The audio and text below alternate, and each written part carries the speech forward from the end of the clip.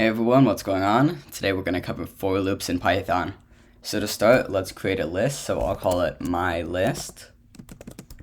And I'll pass in the values 1, 2, 3, 4, and 5. So now I'll use a for loop. So I'll say for item in my list. I will just print out the item.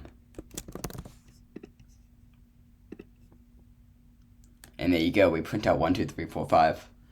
Now, what if I only wanted to access the items at even indexes? I would say for index in range length my list, and we're going to print out my list index.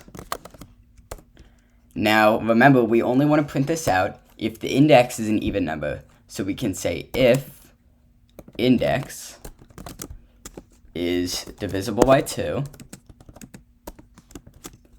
then we run this here. So now you can see when we run it, it should print out 1, 3, and 5. And there we go.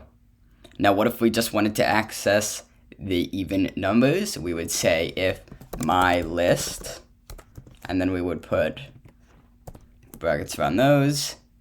And you can see now it should only get 2 and 4 because those are the even numbers in the list.